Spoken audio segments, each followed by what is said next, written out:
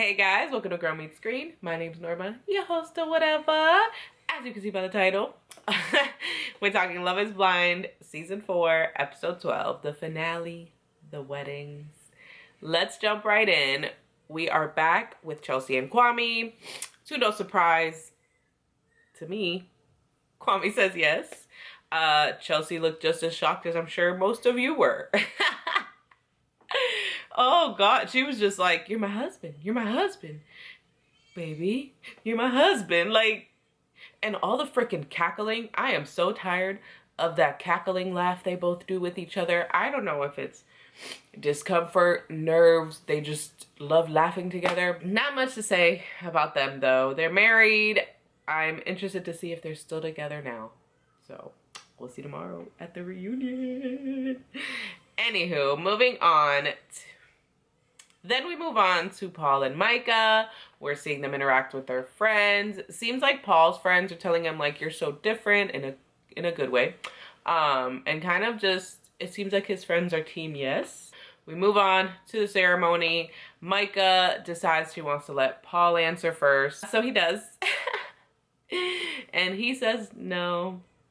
And I don't know if he wanted to keep dating her. But the way he said no is probably going to make that challenging for him. Because it was very much like final, you know, like, but we're not a match, or like, this isn't the thing for us, or whatever he said. It was very like, just not doing this with you. His mom made it seem like they didn't have a conversation beforehand about like saying no. So she was kind of trying to say like, it would be tough for you to say like, well, you just want to keep dating her, because why would you wait to the altar to say that? So I don't know, it'll be interesting. I have a feeling they'll be like dating again at the reunion. So Micah runs off, and of course we pan to Shelby, and Shelby's smiling and laughing. They ask her how she's feeling, and she's like, oh, relieved. This is exactly how I wanted it to go. Like, Micah, if you're watching these reviews, you drop them, friends. I don't care about, oh, the way they portrayed her on TV isn't how she is. Drop that, friend. I don't care what kind of edit. Relieved. This is exactly how I wanted it to go, with her running off crying. One of your best friends in tears. That's what you wanted? Okay. I mean, anyways, the real villain, as everyone has been saying. Like the nerve. Oh no, baby. If I'm Micah watching this back, I'm cussing you out. Never speaking to you again. Don't call me. Don't call my phone no more. So Micah runs off. Paul chases after her. He's trying to talk to her. She's just like, this sucks. Her bridesmaids and her mom show up. And so she's like, you should go. He leaves. Her mom's hugging her. Her bridesmaids are in the background smiling. Y'all. Clearly, they were more worried about the camera than like, they were back there like this.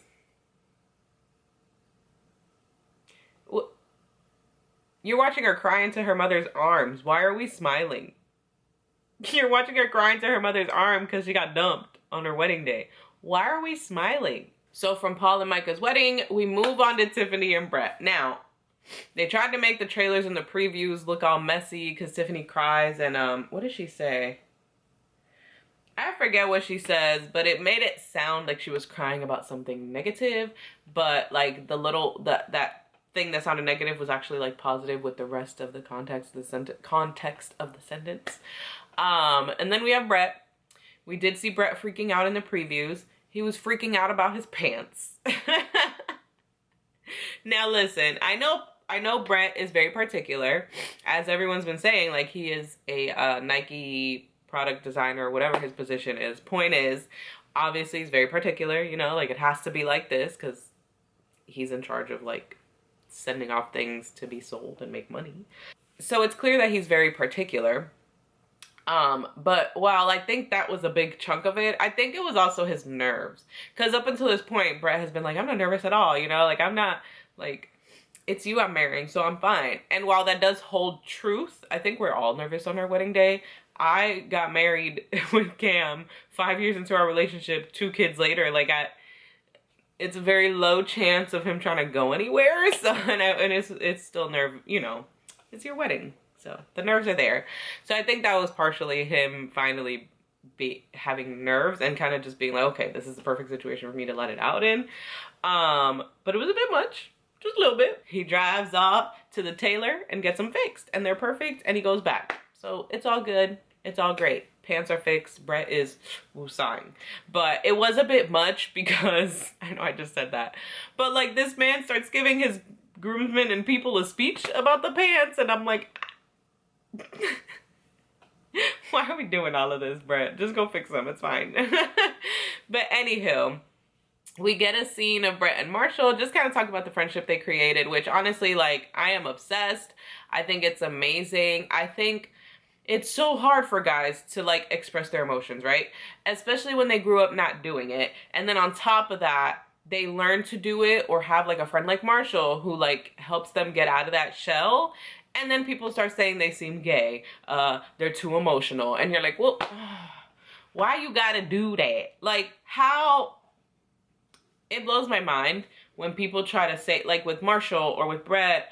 I was even watching Married at First Sight season 11. Karen and Miles. She's like, he's a little feminine. I need him to be a man of the house. Da, da, da. Mind you, Miles is like a principal at a school, like a football coach, like got his stuff together. Other than the fact that he expresses his emotions, everything else about him is like more masculine. So it's just like, what are you trying to say? Like, what, you know, like she's like, oh, someone's gonna lead this household. He literally is. Like, he has everything together. He wants to protect you and love you and take care of you. Like, what is missing there in terms of like man of the house? Like, y'all just want some dudes screaming at you so you can argue back with them. Like, it don't make no sense. Anyways, so it was nice to see them talking. And as I've been saying, whenever we see conversations with them, I love that they like validate each other's feelings and they encourage each other to keep being who they are. Like Brett telling Marshall, like, you know, when the whole Jackie situation was going on and he was like, don't change yourself. Like, because that's so important. And sometimes when you finally learn to express your emotions and people are shitting on it, you're like, well, forget that. Don't worry about it then, you know? So it was great to see them hold that throughout the whole season. But, oh, you guys, okay. Speaking of, I'm going to pause just a little bit because Marshall showed up, so I wanted to talk about Jackie. Because I was thinking about something, and I'm sure it's been said before, but I was thinking about Jackie's response, claiming that, because she claims that the breakup with Marshall and the date with Josh were, like, either re-recorded or set up by production to be recorded. So according to her, the breakup happened a long time ago, but they had to film a breakup for the show. Then she also claimed that production found out she was talking to Josh and made them do that scene at the diner. Which, really, really quick, as we've been saying, none of what she's saying lines up timeline-wise. None of what she's saying lines up with what came out of her mouth. Because the thing is, she claims that they used audio from her coffee date with Josh, but then we're watching her lips move. So you're like, I don't know, sweetie. I don't know what you're talking about. But anyways, besides the point, also when she's with Josh and he asks, you know, does Marshall know you're here? And she's like, I don't care. Like, he's too sensitive, da-da-da-da. And most people would just be like, we broke up, or like, we're not together anymore. You don't got to worry about him. Like, some sort of like that is done. So like her response doesn't give us that. But anyways, that's besides the point. So she claims that they had to refilm this, or, you know, it was a setup. You're telling me you had the opportunity to redo these moments and paint yourself in a good light, or make sure that like things went smoothly for you, and the way you acted in those scenes is what you chose to go with. In your date with Josh, you decided that bashing Marshall to the man who was his competition, or was like the other guy you were going for, like that was the route you wanted to take when you knew that this was like being filmed by production to be used. You get what I'm saying? Like, it's like if she's saying they made them go like on a coffee date to include that in the storyline, you had to know they were gonna try to be messy with it. Like, we're not that dumb, you know? And someone like Jackie isn't like clueless to the world of reality TV. Like, she knew what was up. So you chose to go with that. The breakup with Marshall. Being like, I just can't. I don't have feelings for you. I have feelings for Josh. Da-da-da. Like, no, I'm not giving the ring back. We'll see you later. Like, that callous, just like heartless breakup was the way you chose to go. You like knew this was being like not refilmed, but it was being filming a moment that already happened. There we go. That's what I'm trying to say.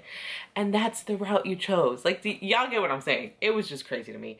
I like that popped in my head and I was like, yo, dead ass though. Shorty really was like, this is the way. Like, you wanted people bashing you? Like, you wanted to look like an asshole on TV? Do you? If that's apparently all press is good press. We're still saying that in 2023. But anyways, back to Brett and Tiffany. Brett asked Tiffany's dad for her hand in marriage, which honestly I kind of laughed because I was like, what if her dad was like, no, I don't want this. Like, what? No. You're walking up to the altar like, I'm sorry, your dad said no. I gotta go. But anyways, yeah, I know like he wasn't gonna say no, but I was laughing thinking about that. And then yeah, they get married. Their vows are really cute. Like it's Tiffany and Brett. It was all cute, beautiful, lovely, you know, a little sexual tension-y with the whole like, we're going back to the suite to do marriage things. One thing I will say about Tiffany and Brett, and I know people have been saying, oh, but that's not that, that's this, whatever. I just worry that the fire will burn out. You know, like they're so in love and so like, she's my soul and she's this and she's that and she provides this. I'm worried that when things get a little tough, they're like, the reactions are going to be really severe. Does that make sense? Like sometimes when you haven't had struggle and that struggle comes, you're like, what? Like, this isn't supposed to be happening, you know? So I'm worried that, like, when they start struggling, I don't know. Hopefully, they're strong enough to, like, endure. But that, I will say that's, like, my one worry with them. Last but not least, Zach and Bliss. They say yes. Zach is stuck on their story. We got Zach talking to his people again about the owls, about the song, about Romeo and Juliet, which is not real. And the stories are not, like, it's not the similarity he thinks it is. You know what I'm saying? Like, it's like, do you know the story? I'm a little confused as to why you keep comparing y'all to Romeo and Juliet. Anywho, weirdly, in their vows, they both kind of bring up the whole second choice situation in some sort of way, which is weird. It's weird. Okay?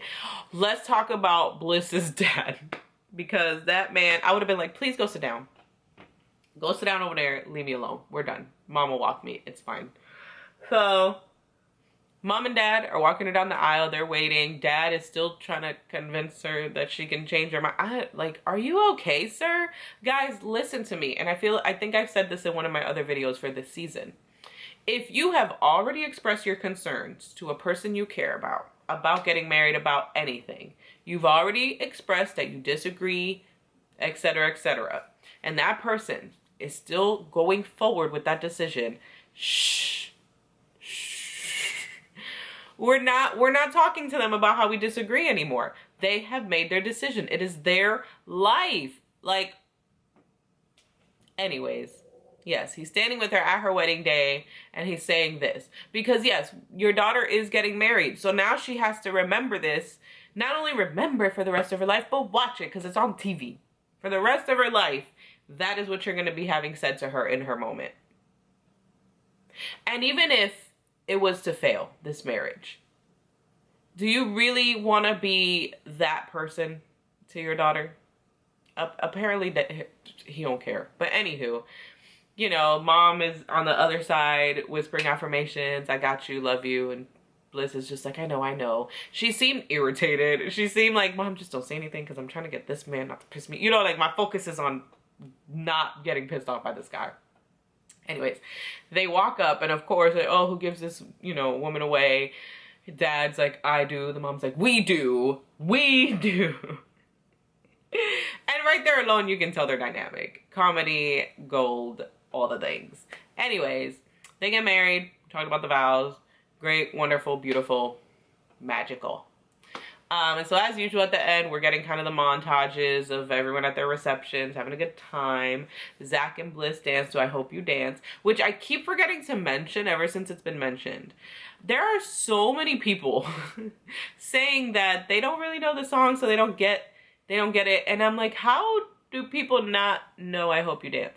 Like, what was your childhood like? I'm confusion. Because I looked at my friend and I was like, you know what song that is, right? She's like, yeah. I'm like, so why is everyone like, no idea what that song is? Like, it's like one of the most popular songs ever. I am so confused. I am so confused by how so many people don't know what that song is. But anyways, because I thought it was funny because when, you know, they were making a big deal out of it, I was like, I mean, it's I Hope You Dance. It's a very common song for people to love, especially like people our moms' ages, right? Because I'm about the age range of it, within the age range of the people on the show. So when they're like, yeah, my mom dedicated to me. Yeah, it's my mom's favorite song. I'm like, yeah, that's pretty common. So I don't get this whole like fate about this song specifically. If it was like some random obscure song, okay. The owl thing, I'm with it, you know? Anywho, it's cute. It's cute. It's still cute. It's a beautiful, wonderful song. I love that they had that connection. And it was just great. So guys, I think that wraps up this episode. I am hyped for the reunion tomorrow. I'm so excited to see who's still together. Did anyone get back together? All this evidence Jackie claims to have. Marshall has like officially denied calling her a transphobic name.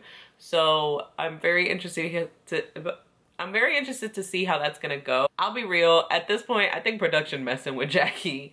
I don't know who told her there's audio. I'm curious to see if there really is audio. Like, who are they lying to? You know what I'm saying? Because, like, Marshall wouldn't make that statement without being 100% sure he didn't say anything like that. So, did someone lie to Marshall and say there is no footage of it? Did someone lie to her and say there is? Is she lying and there wasn't a remark? I can't wait to see with those two. But I'm excited. Brett and Tiffany are still gonna be together. I'm interested to see like how their relationship has gone because of the worry I mentioned earlier. Paul and Micah, I forgot to mention, I don't think they're gonna be dating just because of like what Paul said. Well, I don't know, because she wouldn't have seen it yet. So maybe like they're like having trouble because of it now. But the whole like, I don't see her being a mom. I don't see us in 10 years. Honestly, I get what he's saying because Micah is very like sorority girls. You know, like you can't really picture her as a mom. You can't picture her as like a wife, you know, down the line. Like, so it is weird. And I think that's what made him say no. Was just like, I can't see it. So I don't want to risk it. You know, he's very scientist analytical. Kwame and Chelsea, I'm 50-50 if they're together or not. So we're definitely going to see with those two. And then Zach and Bliss, I think they'll be together. I think they'll be fine. There was a little weirdness with them throughout this season, but I think with the cameras being gone, they'll be fine. I think they'll fall in line really easily. They have a very similar vibe, right? That straight-faced, like, nerdy, weird energy. I hope you guys enjoyed my little episode 12 review. Like the video if you did. Comment down below, what did you think of the weddings? Give me all your thoughts. Subscribe for more content like this, and I'll catch you in the next one. Bye!